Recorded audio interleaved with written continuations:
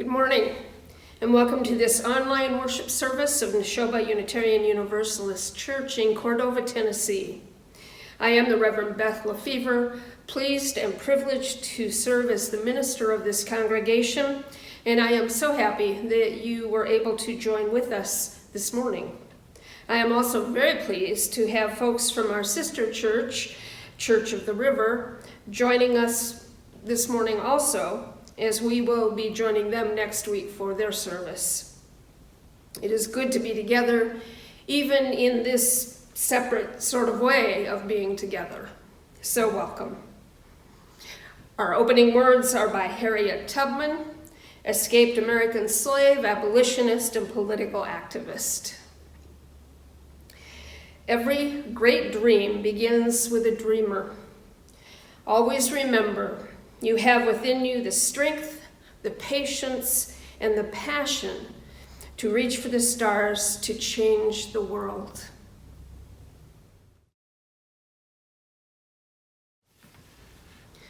Our chalice lighting words are by the Reverend Theresa, Soto. To what have we promised ourselves? To this moment in time and place. To this community, and even tenderly interconnected, this planet. We promise ourselves to the idea that we are each and all human beings. We promise that there is something moving between us that we cannot tame and cannot measure. The chalice is a reminder that that flame which we keep inside us cannot light the way. The light must spill to shine.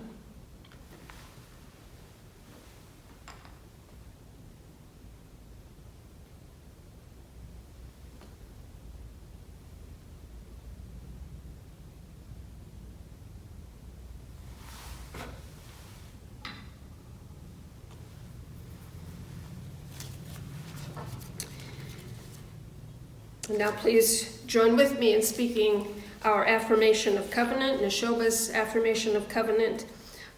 Join in as you feel moved. Love is the doctrine of this church. The quest for truth is our sacrament, and service is our prayer. To dwell together in peace, to seek knowledge in freedom, to serve human need to the end that all souls shall grow into harmony with the divine. Thus do we covenant with each other and with God. And now, Sarah Osborne, our DRE, has our story for all ages.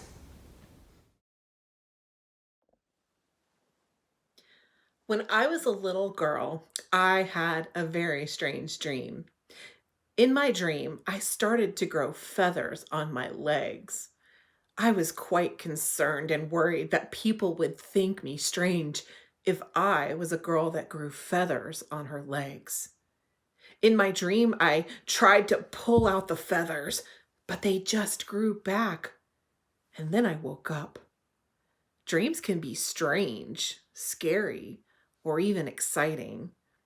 My mom used to say that she would dream many times of flying through the air like a bird and was disappointed when she woke up to find out that she couldn't really fly. Maybe our dreams were connected somehow. Is there a message my brain is trying to make sense of? Am I afraid to fly? Am I afraid to be different? And do I long to be free? Sometimes people try to find meaning or make sense of their dreams. In the book of Genesis, there's a boy who has really big dreams that one day he will become a very important, very powerful person. His name is Joseph, and he tells his brothers about his dreams, and they become very jealous of him. And his brothers hurt him, and they push him away from his home. There's a lot more to the tale that happens, but we're going to speed up the story and jump to the end, where Joseph ends up in a foreign land And his dreams and his interpretations of other people's dreams actually saves his life and the lives of other people in the land because he wasn't afraid to speak his truth. And his mean brothers, well, they eventually begged Joseph for his forgiveness, and he gave it to them. Because his life turned out good, not in spite of, but because of his dreams. He could afford to extend some grace. I wonder how grace might show up in your life. When we think about dreams, we often think about the ones that happen when we're asleep. But we have other kinds of dreams that might be described as visions or hopes or plans. A dream might be to one day visit the ocean, or one might dream to become a sailor. Or perhaps you dream to one day experience unity for all beings. Sometimes our dreams may sound odd to others or even ourselves. That's okay. And dreams can be collective, meaning it's shared by lots of people. I know the good people of Neshoba and Church of the River share a dream that we can all help to end the spread of COVID-19. And we're working towards that dream by being socially distant and worshiping online instead of in person for now. Dreams can be exciting, but they can also be exhausting. And making dreams come true, sometimes it's not a simple path or quickly resolved. In Joseph's story, it took many, many years before his first dreams were realized. And this is where hope and faith come into play for our dreams. Don't be afraid to dream. And if other people don't understand your dreams, that's okay too. Embrace the possibility that your dreams, no matter how big or small, are a part of you and your wishes for the future. And embrace the possibility of shared dreams. What can we do together to make this world a better place? What dreams do you have? Share your stories and your dreams with a loved one. Draw them as a picture or write them down in a journal. Keep on finding ways to make meaning of your story that is ever unfolding. Like we learned today in Joseph's story, you are important, you are powerful, and you are so loved. Dream big and embrace the possibilities.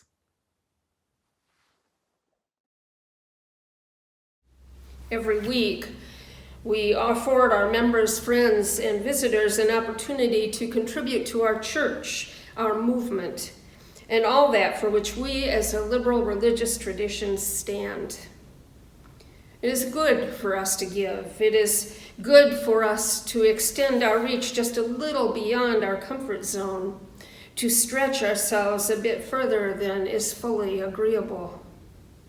As exercise and study remind us of the blessings of being all that we can be, giving to our church reminds us of the blessings of helping it be all that it can, in extending our values into the broader community, and insistently carrying the voice of liberal religious freedom into a widely conservative culture. Our morning offering will now be shared and so very gratefully received.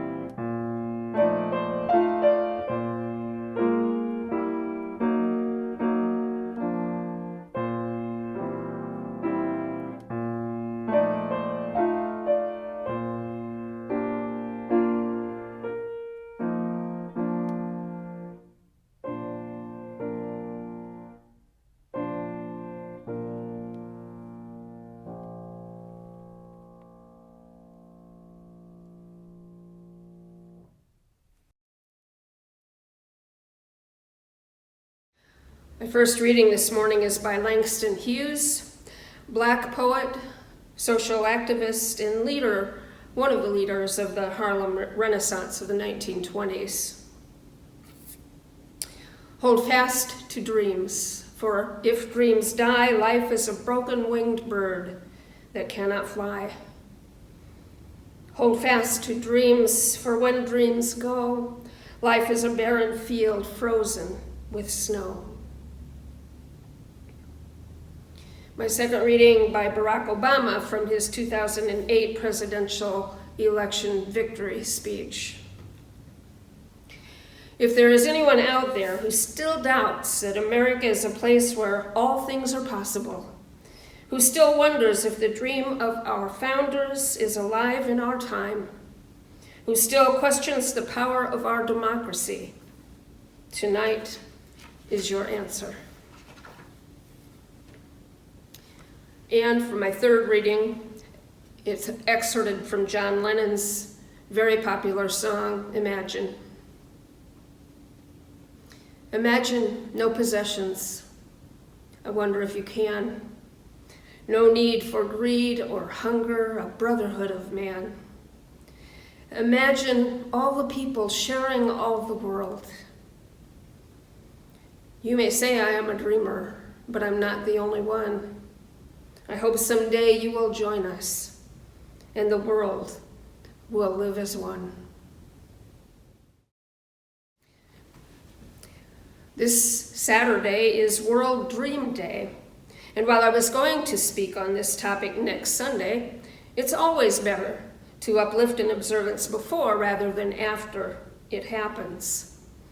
Reverend Sam will be speaking next Sunday about leadership in his sermon, When the Bramble is King. Our two churches are sharing these two services this month, giving all those who work so very hard at producing the virtual worship services for each church and giving them all a bit of a break. So, dreams. Dreams are powerful occurrences in the lives of us all and absolutely necessary to the living of our lives.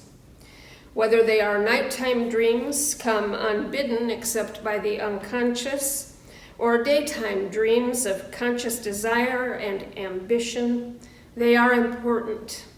Sometimes motivating, sometimes frightening, sometimes puzzling, sometimes enlightening, nearly always intriguing. And did I say powerful? I have a dream today, Martin Luther King thundered on the steps of the Lincoln Memorial in Washington, D.C. in the summer of '63. And none of us who heard it then or who have heard recorded versions of it since ever forgot it. I have a dream that one day every valley shall be exalted, and every hill and mountain shall be made low, and rough places will be made plain, and crooked places will be made straight. And the glory of the Lord shall be revealed, and all flesh shall see it together. His dream, spoken so intensely and so eloquently, became the dream of a generation. And while progress toward bringing the dream to fruition has been slow and unsteady, progress has assuredly been made, and the dream remains very much alive. It is alive for me, I know. With this faith, we will be able to hew out of the mountain of despair a stone of hope.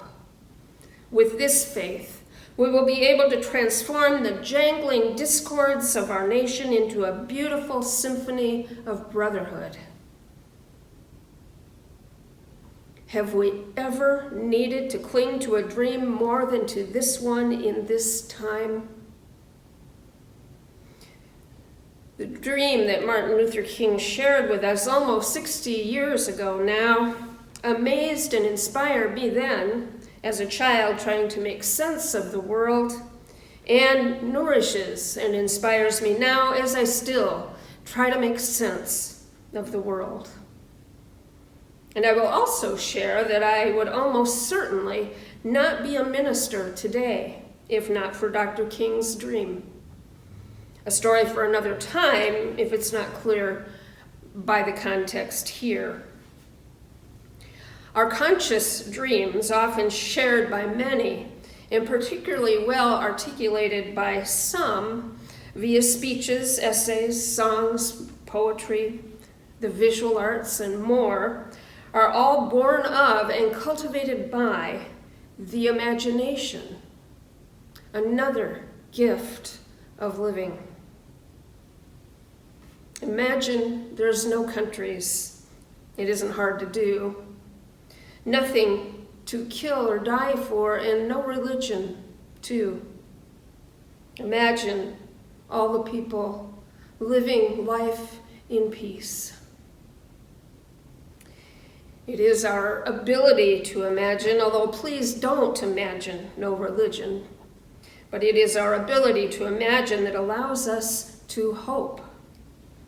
The world and this country are a mess right now, a hot mess, as I believe is the common saying. How could we carry on if we did not have the ability to imagine it otherwise? How could we continue to get out of bed each day to go about our work and our lives each day if we could not imagine the eventual possibility of a world made fair and all her people one? I was privileged to go to a UU ministers retreat some years ago that featured the great theologian Matthew Fox. One of the things he told us is that all humans have a great deal of grief in their lives, and that grief will probably only increase as we suffer the increasing consequences of a complex and ravaged world. Boy, did he get that right. He said that as spiritual leaders, ministers need to help parishioners learn how to cope with and express grief.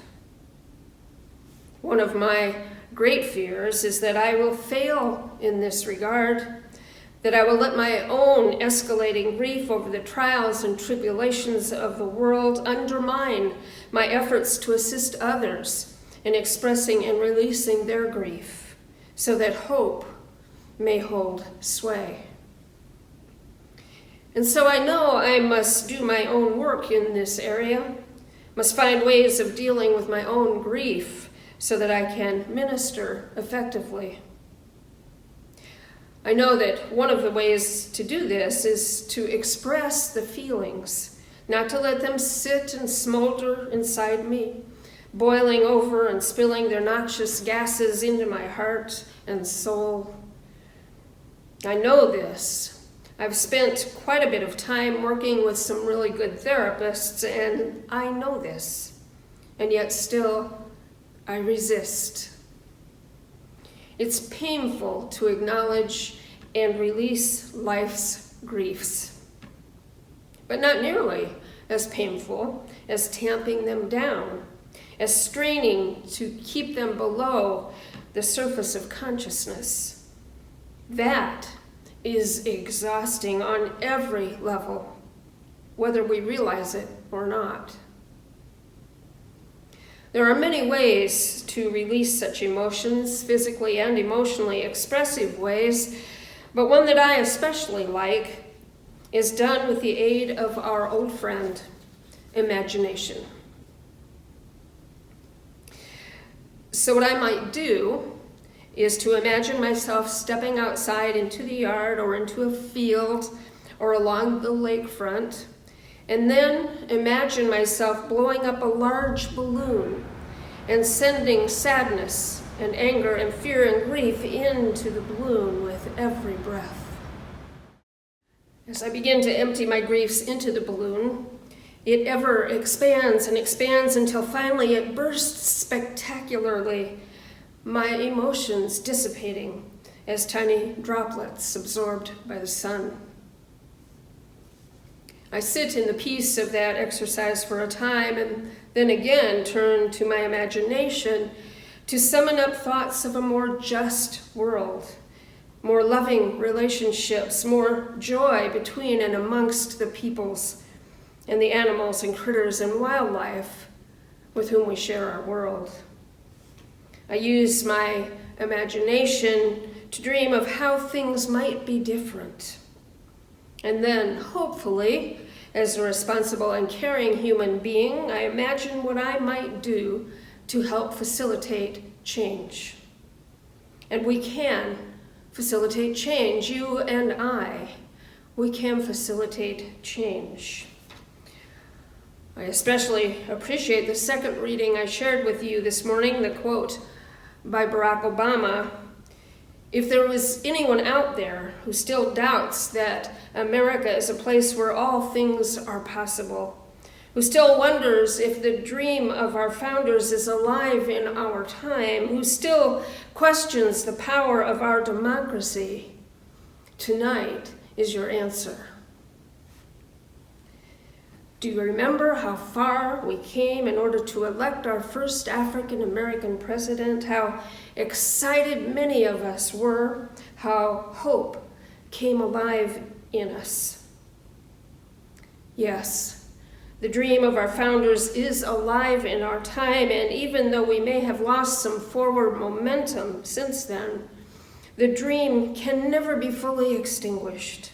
Our dreams can never be fully extinguished. Harriet Tubman's dream can never be fully extinguished, nor Martin Luther King's. All evidence, sometimes to the contrary, people are inherently good, and good will ultimately and ever prevail, as long as we keep our dreams alive and hold them close and give them our considered and loving energy. May it be so, and amen. And now let's move into a time of meditation, reflection, and prayer. Move back in your seats, relax in your seats. Release all the thoughts that preoccupy you right now. Breathe in comfortably. Breathe out. Comfortably breathing in and out. Relaxed, feeling safe and secure. As we listen to these words, again by the Reverend Theresa, Soto. The world makes many demands on your time, your skin, your heart, until you are left gasping and wondering if you will ever do enough, have enough, be enough. Stop your counting, measuring, and checking. You are enough. So much more than enough, made from fragments of the galaxy. You do measure up. And to recover from the doubt pressed upon you, the antidote for doubt is dreaming. All the dreams that call to you, lime green and frosting pink dreams, the other soft and tender dreams that run blue to gray, sky indistinguishable from lulling sea. The dreams that seem impossible, listen, that's their nature. If they had already happened, then they would be realities, solid and smooth like the round bone home of an unbroken egg. Be brave enough to name your dream, nurture it, and allow the rhythm of your breath to bring your dreams to life. Let us consider these words in a time of shared silence.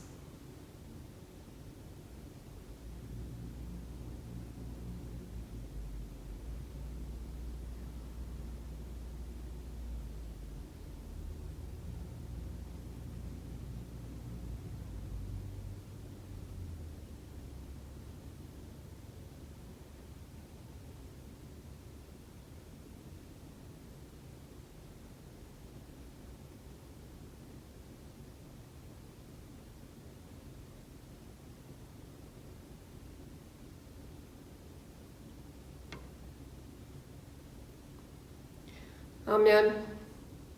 And until next week, blessed, blessed be.